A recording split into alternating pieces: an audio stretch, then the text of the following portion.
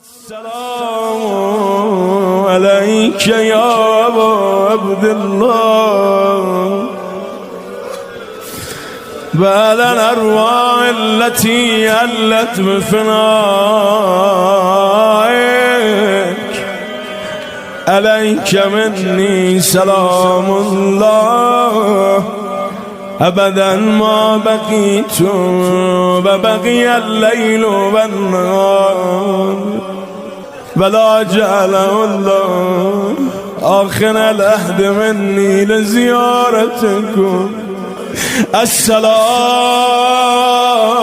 على الحسين